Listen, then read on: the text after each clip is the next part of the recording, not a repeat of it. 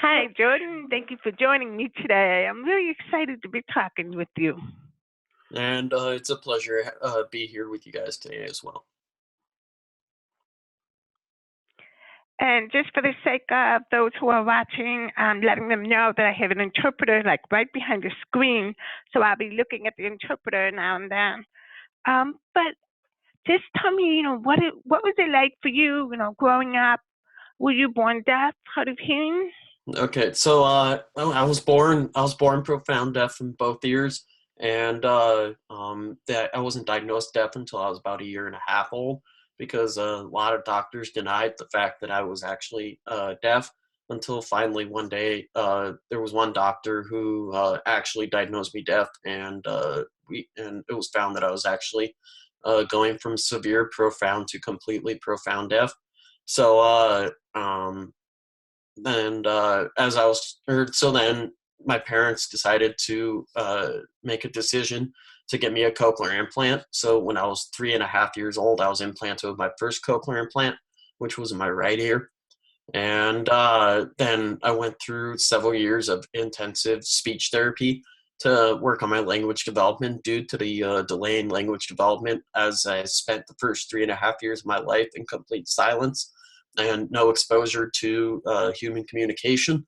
So I went through very intensive speech therapy, and eventually, by the time I was 6, I moved down to Las Vegas, Nevada. I'm originally from Calgary, Alberta, Canada. And when I moved down to Las Vegas, I was mainstreamed into kindergarten. And so I was essentially in a classroom with the other students that did not have hearing loss, and it was just the general population students. And then I went through all the way through to fifth grade. I did use a speaker system when I was in the classroom to help amplify the teacher while they were teaching. But after my fifth grade year, when I went into middle school, I no longer needed any assistance as it comes to uh, um, hearing loss devices or anything other than my cochlear implants. And when I went through middle school, I didn't use any speakers or anything. I was essentially just another kid in the classroom, just like anybody else. And when I went to middle school, I went to a special program that's called a magnet school. And essentially, what that is where they try to start students off early into their career field. Now, I always wanted to be an airline pilot long before I could even remember. And I think a big part of that has to do with the fact that when I lived in Calgary, my dad worked at the airport, and we also lived very close to the airport. So I had a lot of exposure to airplanes flying over my house every day. And when we went to pick up my dad from the airport from work, I would get to go and see all the airplanes sitting on the ramp. So I think that had a lot to do with my development of my passion into aviation, along with the frequent travel that my family did as I was growing up. So going into middle school, I had already known I wanted to be involved in the aviation industry. And this particular middle school I went to had an aviation program. So I was very excited to go into that program where I started my aviation education, and started developing a lot of that knowledge. And there was another school in Las Vegas that has a magnet program for high school aviation students. And so I got accepted into a school called Rancho High School and to their aviation program, where I did both private pilot and aerospace engineering. And and Rancho High School is one of the two only public high schools in the country that actually lets their students fly while in high school. So I got my private pilot's license through the magnet program at Rancho High School. And I also did 4 years of aerospace engineering on top of that.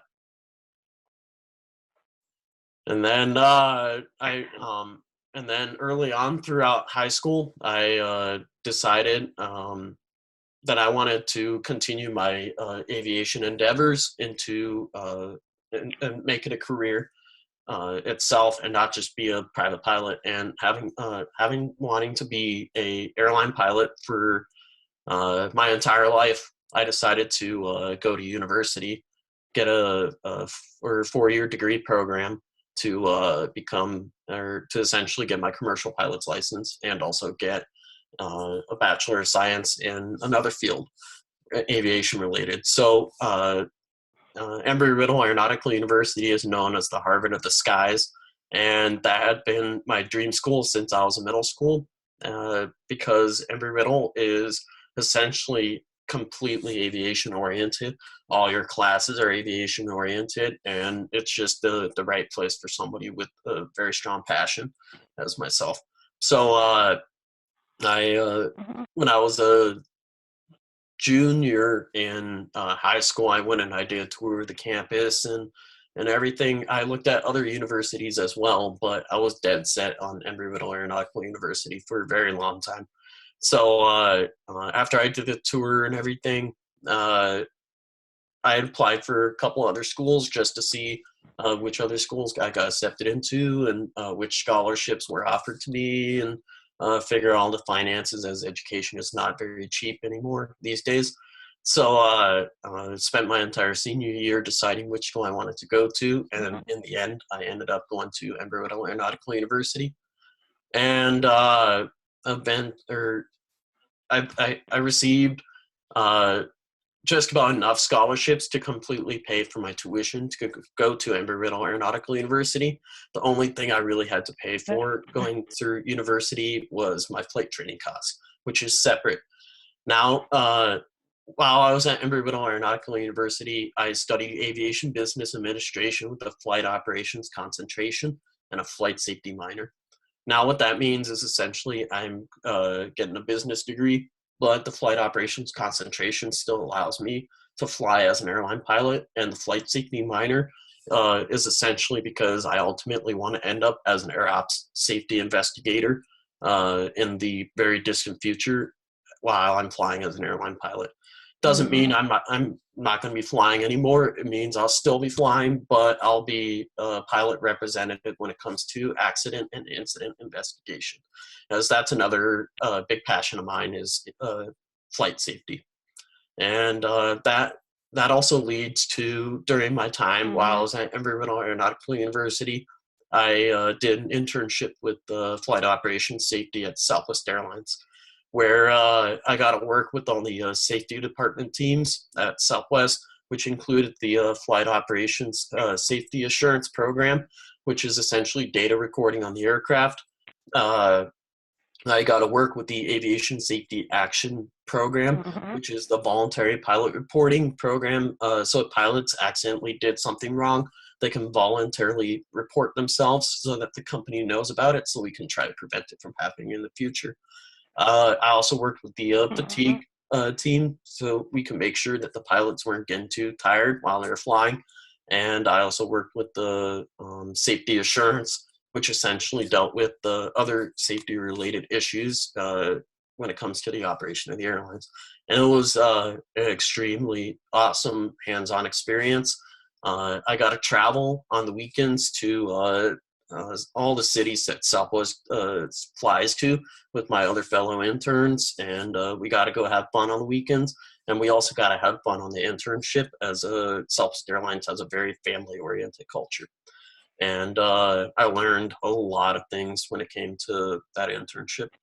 And also another big bonus with working on that internship is I got to fly the simulators at the pilot training center at Southwest Airlines headquarters. So there was a lot of hands-on experience going on while I was working as an intern at Southwest Airlines. And also while I was at university, I had come in, or I had gone into university with my pilot's license already completed, but I had to still work my way to my commercial pilot's license, which is another step towards becoming an airline pilot. There's 3 different types of pilot's license you can have. There's private pilot, commercial pilot, and air transport pilot license. Now, the private pilot just basically means you can take yourself up flying, Mhm. take friends up flying, but you can't do it for compensation or hire, which essentially means you can't fly commercially, make money, or anything from that.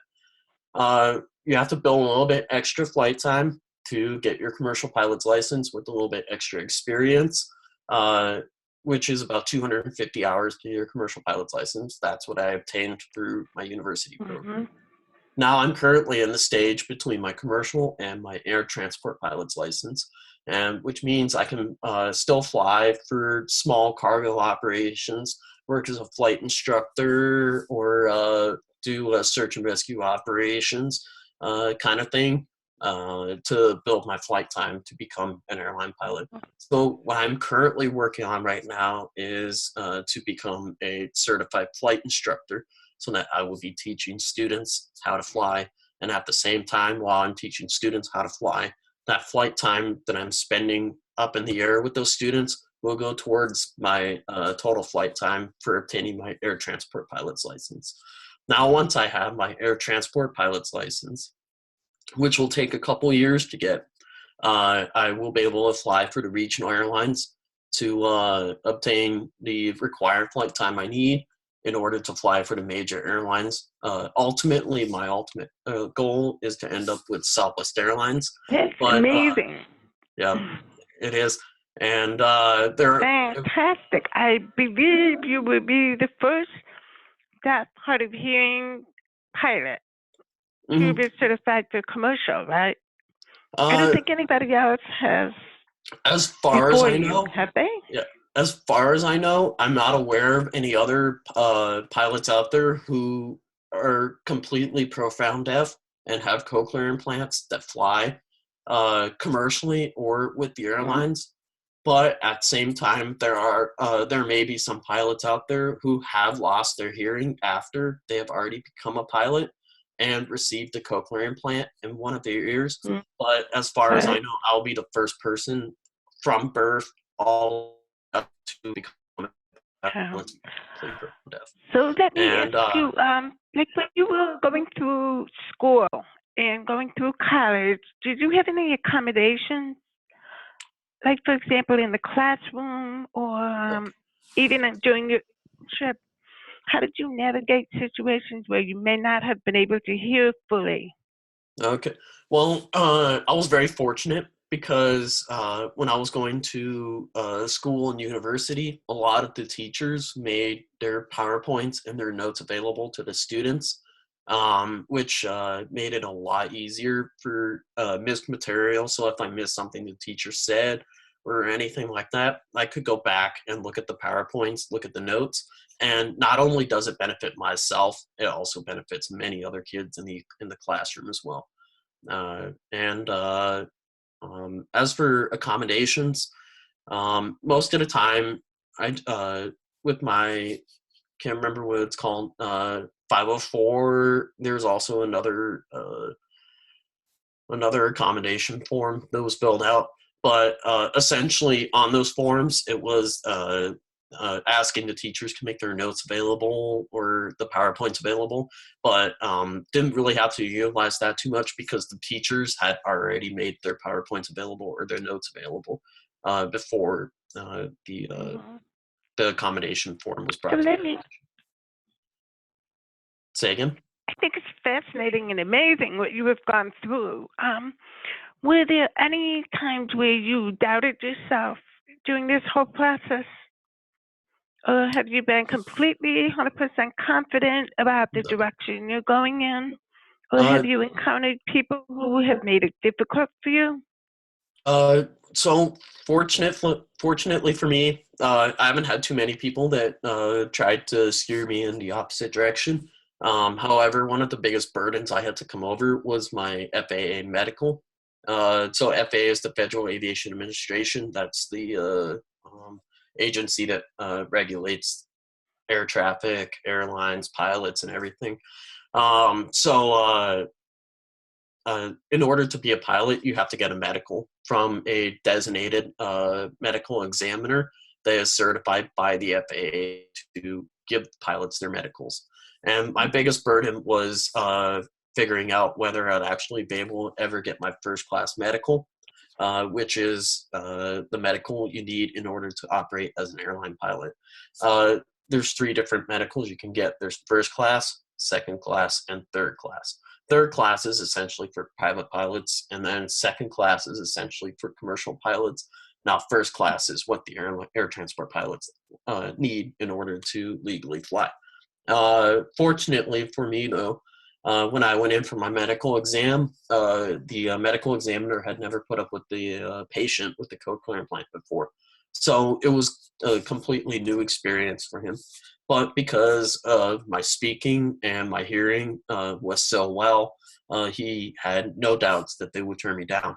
But he still he held on to my medical for a couple days and contacted the FAA office in Oklahoma, and just to make sure that it was okay for him to give me my medical, taking into consideration that my speech and my hearing is very outstanding, and I'm capable of being able to communicate over the radio in the aircraft.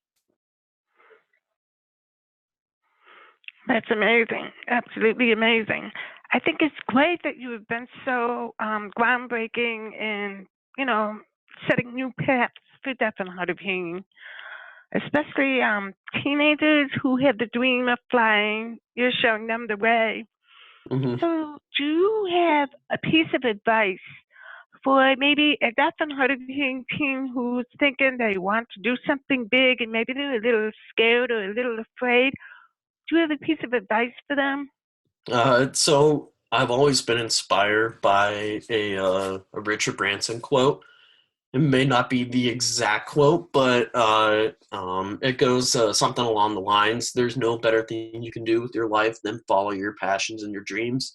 And essentially, what that means um, is you'll the happiest thing, you'll be happiest in life following your passions. So getting a job that is within your career field, or making a career out of your passion or something like that, and that's the best thing you can do. And don't ever let anybody step in your way, because there's no limitations to what you can do uh, with your hearing Yeah. loss. There's Mhm. always a way around it. There's always a way to get to where you want to be. And I mean, there are some restrictions in some cases, but you can always find ways to get around those restrictions, and just Well, reach for your goals the best you can.